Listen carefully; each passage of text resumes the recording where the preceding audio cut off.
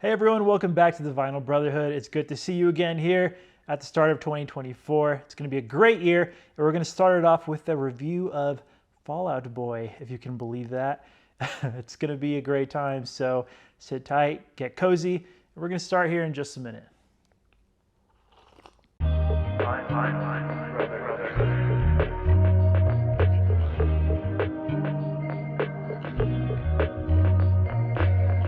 Welcome back. Thanks for joining us again. And if you're new here, welcome. I hope we don't scare you off with this one. We're now a couple of decades removed from what some may call Fall Out Boy's heyday. It's true, they've had some major hits in more recent years like Centuries and My Songs to Know What You Did in the Dark, but those came after a return from a hiatus of multiple years. I wouldn't call myself a fan of Fall Out Boy, as they have orphaned me along with a sizable portion of their former audience. I was super into the string of early hit records from their angsty punk pop era, all the way to their emo-flavored pop rock record Folie à Deux. Nothing released since has really connected with me, and I couldn't even make it through 2018's Mania record. But every so often, I like to check in and see what these dudes are up to. Which brings us to So Much for Stardust, their 8th full-length record. I picked this album up after hearing Fall Out Boy had returned to form and sort of picked up where Folie à Deux had left off. I interpreted that as meaning the band had cranked up the overdrive and backed off on the production gloss. Has your curiosity been piqued? Because mine has. So all that's left to do now is to take this LP over to the record player and see if the final product lives up to our lofty expectations.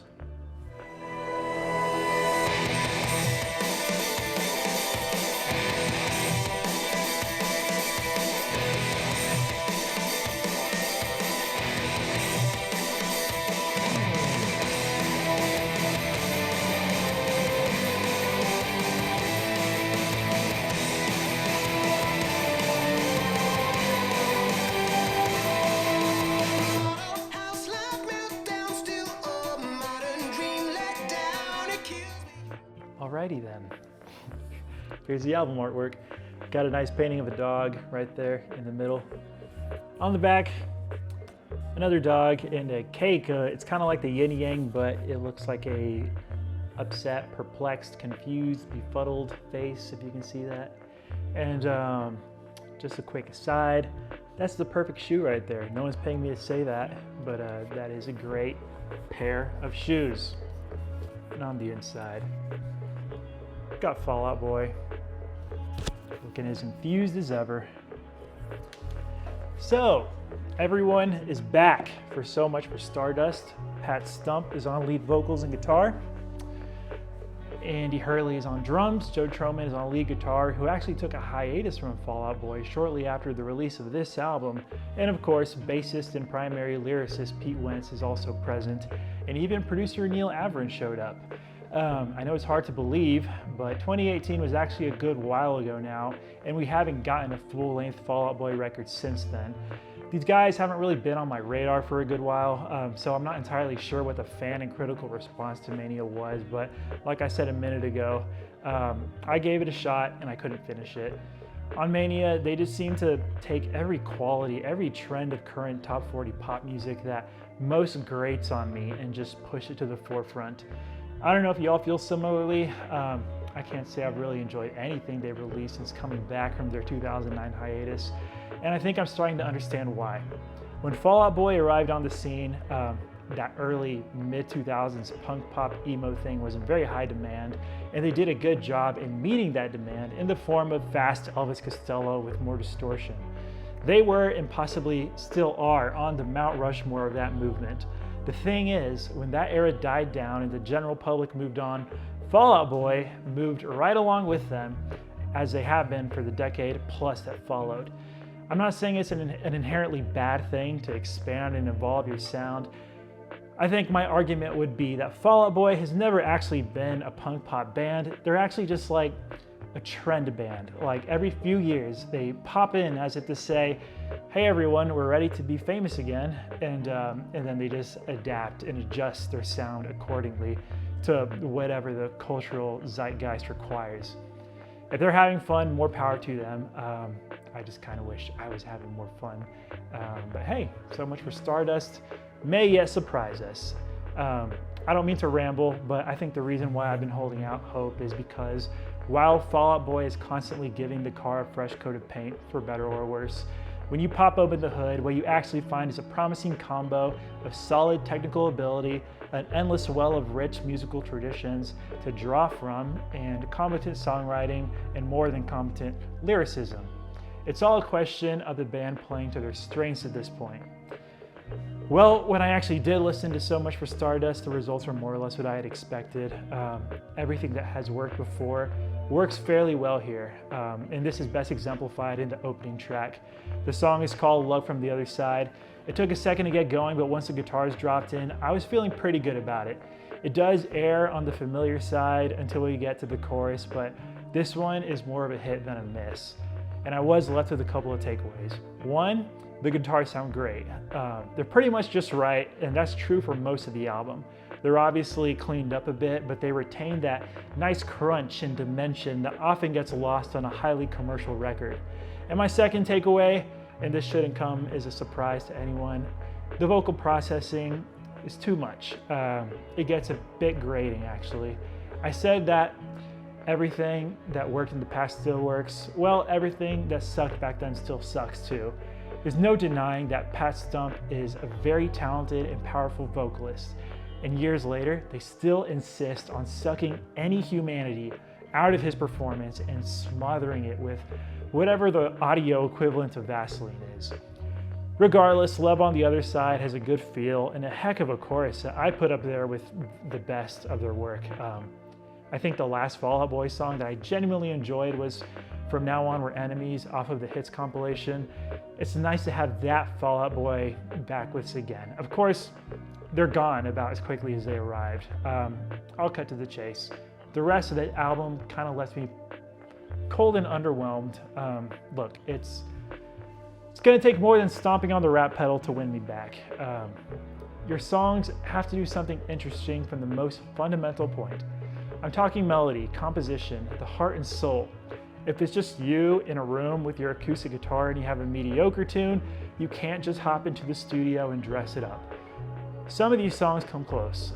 Hold Me Like a Grudge is almost there. Heartbreak Feels So Good isn't too bad, but I wasn't blown away. And these songs are done something of a disservice by the endless amount of pure extra suffocating these tunes.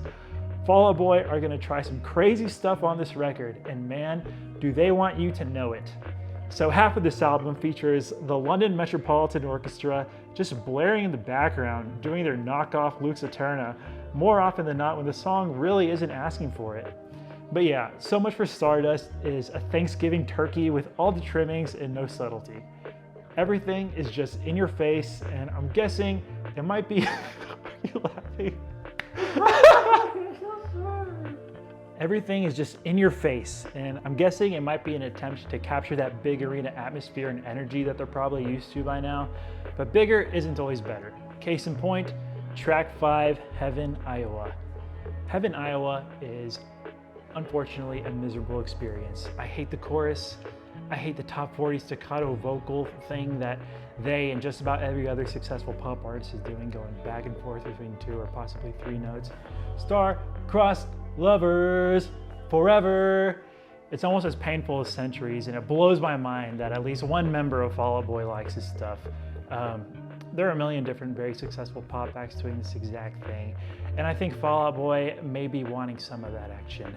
And there are a million different pop rock acts doing whatever Fake Out is trying to do.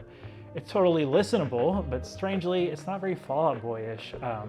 They've always worn their influences on their sleeves, but too much of this album comes across as derivative, like they're trying to make their own version of iconic pop songs. So Good right now is Wham with distortion. As someone who's highly involved in my high school drama club, I want to say that So Good right now exudes a lot of that theater kid energy, and not in a good way. It's so sugary and obnoxious. The whoas are wince-inducing and definitely triggered some secondhand embarrassment from me. And no, the irony of the song is not lost on me, but the wit doesn't make me like it any better. Kintsugi Kid is freaking Taylor Swift on distortion. There goes the staccato vocal thing again, a period after every word. Can you see I'm getting annoyed? This sort of sounds like another 80s pop tune, think Boys of Summer by Don Henley, or more appropriately 1989 era T-Swift, the album, not the year. I'd probably place it in the middle somewhere on the album. It's not the best, but it's not the worst. What a Time to Be Alive is Earth, Wind, and Fire with distortion. I think this is actually one of the stronger tunes though. At least musically, it's got a funky disco feel to it, and Pat gets to flex his soul and R&B vocals a bit, and he sounds right at home. Sometimes I wonder if he wishes Fall Out Boy blew up as an R&B act, lest he get pigeonholed into that punk pop, and pigeonholed into that by jaded purist naysayers like myself. It seems like What a Time to Be Alive is a song about COVID and quarantine and all that. I think it's a little late, or maybe I just listened to the record too late. It gives an otherwise fun tune less of a shelf life though. But hey, the orchestra sounds like they actually belong on this track. And lastly, we've got the title track. It's aight. Thematically, it's like a summary of everything that's come before. He talks about things like stagnation, depression, and I think the instrumentation suits it pretty well.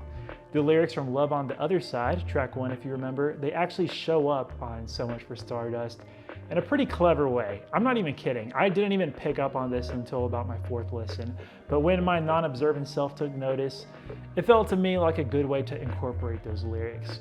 They close out the album with a choir. Stop doing the choir thing, people. It was played out by the time Infinity on High was released. And if the album wasn't already a sloppy, excessive mess, we're also treated to Ethan Hawke's Pink Shell monologue from Reality Bites, I believe. Typical edgelord stuff, totally on brand. Crazy thing is, a couple tracks later, as if to not be outdone, Pete Wentz blesses his captive audience with some of his poetry. It's not the first time and surely not the last. In all fairness, I must say Pete Wentz has a true talent, a true gift for words. However, I know. I won't pretend like this is a new thing with Fall Out Boy, but a lot of these lines come across as a bit too cheeky, a bit too much see what I did there, as if Pete Wentz is trying to offend his grandma and is going way out of his way to do so. In I Am My Own Muse, such a Fall Out Boy title, Pete writes, "We got to throw this year away like a bad luck charm, so let's twist the knife again like we did last summer. I'm just trying to keep it together, but it gets a little harder when it never gets better."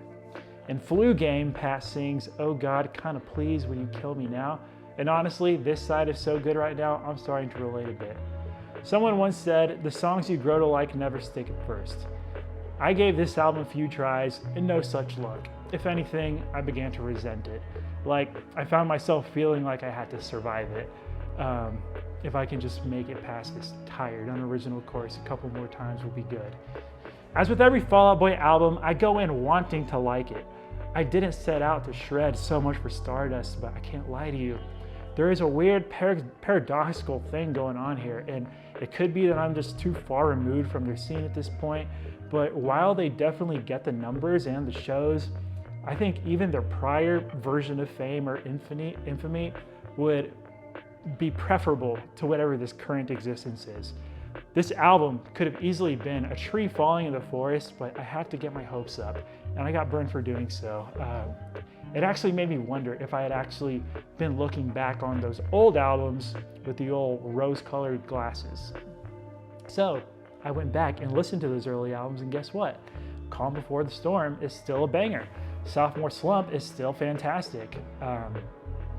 So Much for Stardust, if you can't tell, didn't really connect with me. This has been said so many times that I don't think that it matters, but there really is nothing wrong with messing with your art, keeping it fresh, trying new things, but not at the expense of the substance. This album is like a pile of the nicest clothes with no mannequin underneath. And what's most disheartening is that it was marketed to me, the nostalgic dude who used to like Fall Out Boy, and yet the strong, infectious melodies, the breakdowns, the guitar hooks, all the things I love about Fall Out Boy, I can't find them. So Much for Stardust touches on valid themes. There are individual moments and elements that work, but it never at any point materializes into something interesting. Whew. That's just my opinion. Take it or leave it. And that's it. Thanks for sticking with me. Let's head on back so I can send you on your merry way.